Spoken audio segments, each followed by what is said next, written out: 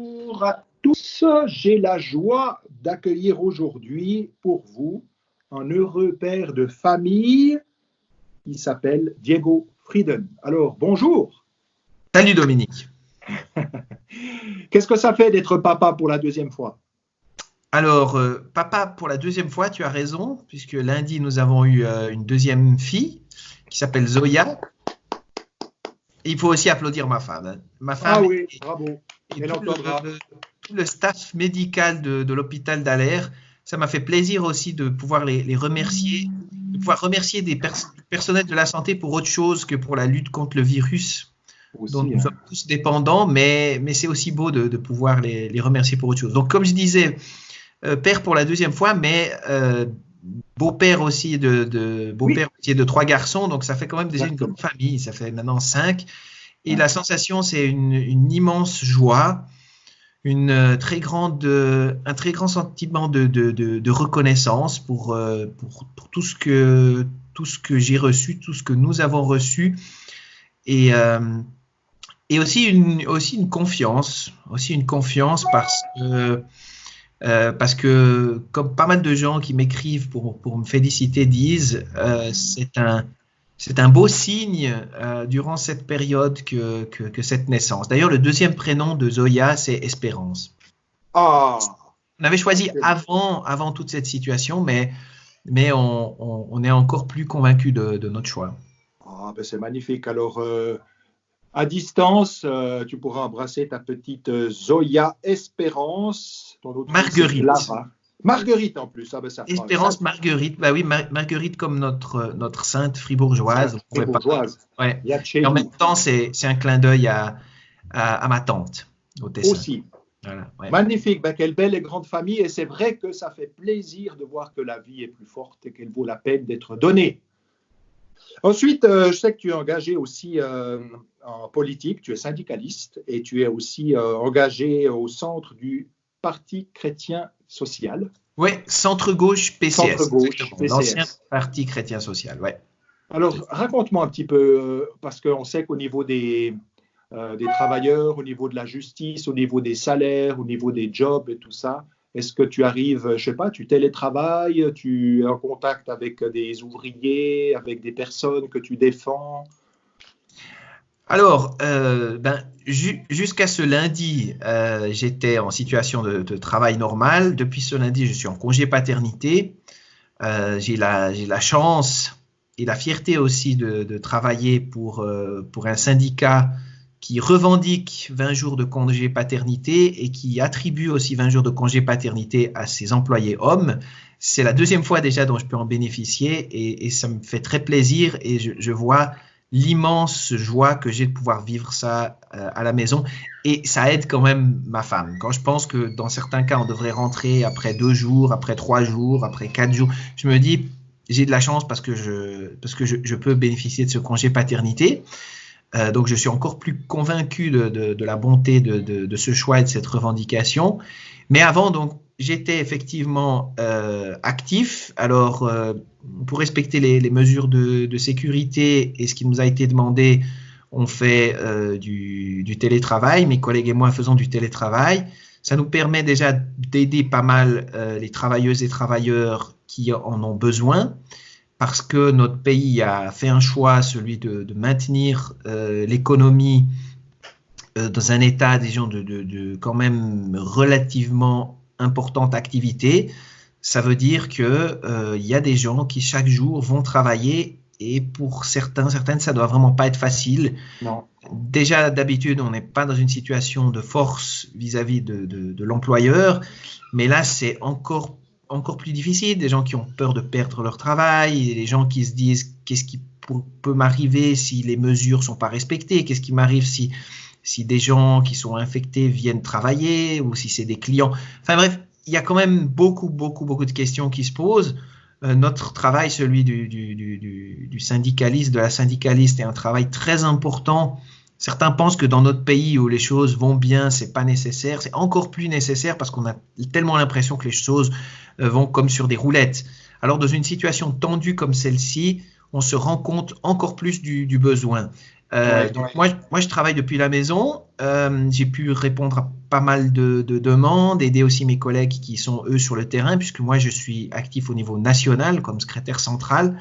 Mais de nouveau, c'est aussi sur leur lieu de travail, que ce soit les chantiers, qu'il faut contrôler, hein, parce que dans certains cas, on ne respecte pas les mesures, il faut dénoncer, il faut trouver des solutions, ou les entreprises ou d'autres domaines d'activité. Là, mes collègues et moi sommes là pour répondre aux questions des travailleuses et travailleurs, tout en respectant nous aussi les mesures d'hygiène. On ne peut pas ne pas les respecter. On se doit de donner l'exemple. On ne doit pas mettre en danger les autres ou nous mettre en danger nous-mêmes et nos familles, évidemment, parce Bien que sûr.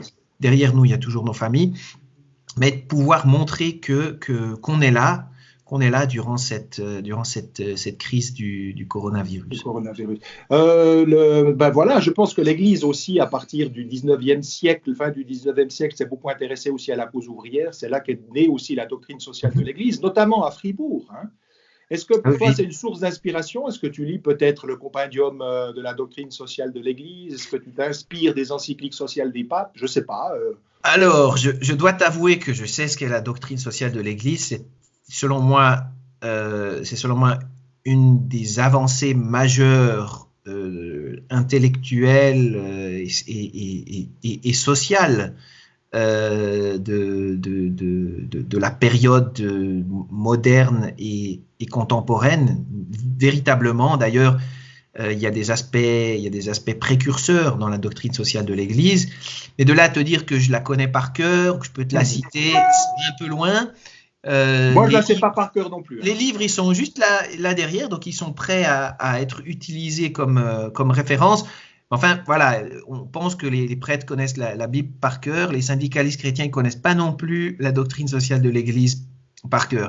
Mais moi, ce qui me touche, c'est que la doctrine sociale de l'Église, c'est pas un enseignement figé, c'est un enseignement qui vit, qui continue, et chacun des papes qui a suivi le premier, à savoir Léon XIII, y a ajouté sa contribution, y a mis sa pierre, un édifice qui est vraiment important, non seulement pour nous chrétiennes et chrétiens, mais vraiment pour toute l'humanité. C'est vraiment un cadeau de réflexion et d'action qui a été fait à toute l'humanité. Alors, modestement, j'essaye aussi d'y contribuer par mon travail. Voilà. Je crois qu'on est deux, parce que moi, je ne connais pas la Bible par cœur. C'est pour ça que je dois la lire tous les jours aussi. Et puis aussi, modestement, on essaye plutôt d'agir, d'agir de façon concrète. Pour revenir à ta joie d'être papa et beau papa aussi, la famille avec 5 enfants et ton épouse à qui tu as rendu un bel et vibrant hommage. Comment est-ce que vous vivez cette période de confinement? Parce qu'avec un petit bébé de 4 jours, tout ça, vous arrivez à trouver des espaces peut-être de prière, des espaces de jeu. Comment s'organise votre journée en étant 7? Alors, effectivement, dans cet appartement, je ne devrais pas le dire, mais selon le contrat de bail, on devrait être maximum 5. Alors, on dira rien. Ils ne écoutent pas, puis de toute façon, ils ne peuvent rien faire, parce que je sais qu'actuellement, ils ont d'autres préoccupations. Non, mais pour dire, avec la naissance de Clara, il y a moins de 2 ans, on est tout d'un coup devenu 6. Alors, c'est vrai que mon premier beau-fils, Mathéo, il a déjà 22 ans, il vit déjà sa vie, mais il a fait le choix, ou par obligation, il a un peu dû revenir à la maison pour vivre ce confinement. Ce qui fait qu'en fait, on vit ce confinement partiel, mais quand même confinement, en famille, et famille complète. Et ça, c'est une situation nouvelle, une situation belle, mais qui est juste rendue plus compliquée par l'espace qui est restreint. Oui. Alors, je pense que dans d'autres pays, on s'accommode volontiers. Nous, on est habitués, ma foi, à plus d'espace, et puis à un espace où chaque chose a sa place. Chaque activité a un peu son espace dédié. Maintenant, avec le confinement, tu le vois pas parce que c'est derrière l'ordinateur dont je te parle. La table du salon est devenue en même temps le lieu du matériel scolaire, des jeux, il y a des choses pour bricoler, il y a des trucs de Clara qu'on n'arrive pas facilement à définir, il y a un paquet de mouchoirs, enfin bref, il y a toute notre activité qui tourne là autour. Puis si tu demandes qu'est-ce qu'on fait, alors on a décidé avec Cornelia, avec mon épouse, de garder des temps qui sont vraiment comme l'école, mais c'est pas exactement l'école. Il manque les camarades, il manque l'ambiance. Et nous, comme parents, on n'a juste pas la même autorité et la patience que les maîtres et les maîtresses. On se rend compte durant ce confinement de combien leur travail est précieux. On pourrait aussi les applaudir. On pourrait aussi les applaudir du travail qu'ils font à distance maintenant, mais du travail qu'ils font toute l'année parce que éduquer, c'est un formidable défi à la maison, mais évidemment à l'école, peut-être encore plus. Alors, donc, on a une période vraiment scolaire le matin, une période vraiment scolaire l'après-midi, et puis après, on a d'autres temps où on a souhaité qu'ils puissent faire d'autres genres d'activités, mais qui continuent de les stimuler. Ça peut être la stimulation intellectuelle, ça peut être de la réflexion. Une maîtresse tout à l'heure a envoyé une vidéo de méditation. Donc on voit aussi qu'il y a une créativité qui est là. Et puis on a la possibilité d'impliquer les enfants davantage dans le ménage. Ça veut dire ranger, ça c'est très important, vu aussi combien on est dans cet espace. Préparer les repas, aider peut-être un peu plus que ce qu'ils font d'habitude.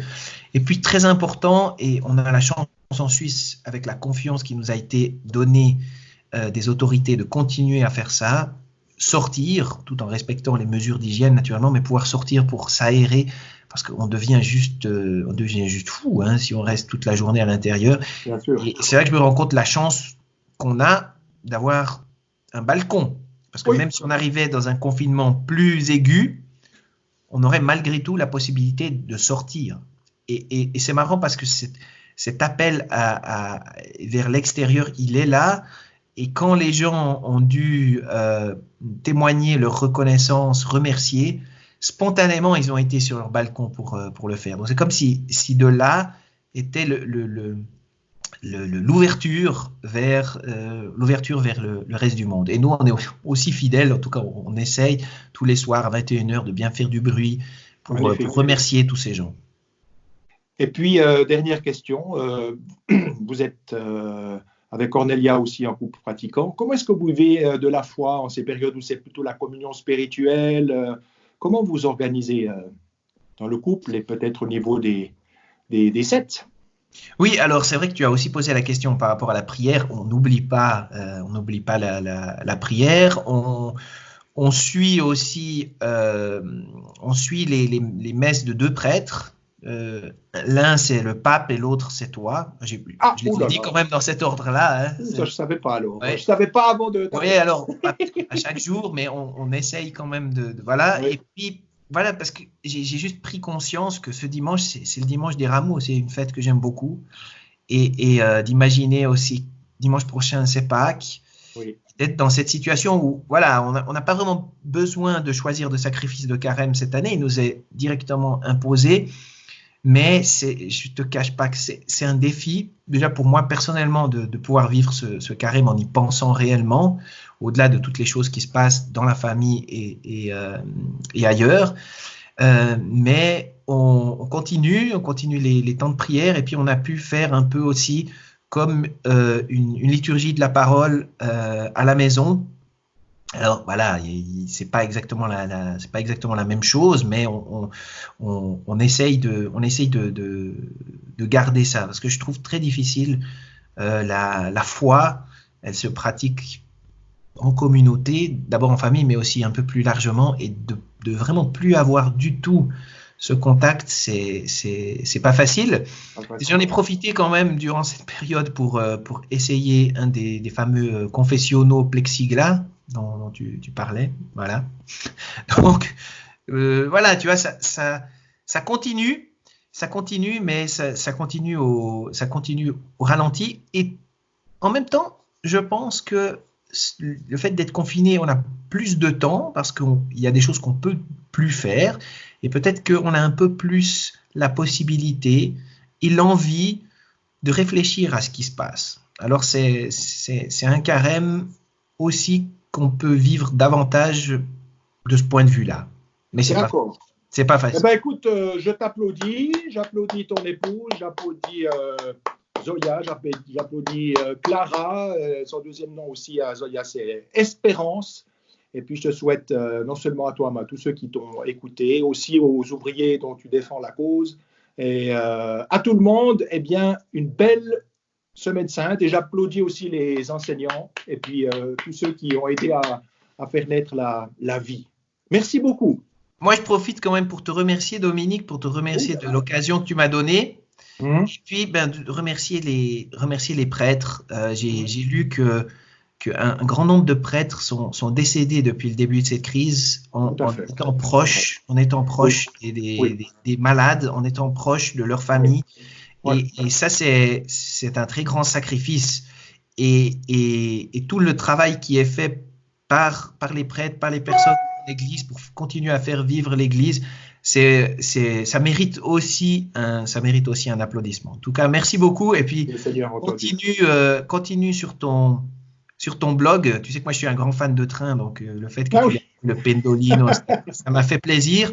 Et à bientôt. Je me réjouis de voir qui sera la prochaine personne interviewée. Ah oui, il y en a d'autres aussi. Merci beaucoup. Il ne manque pas d'idées, ça je le sais. À bientôt.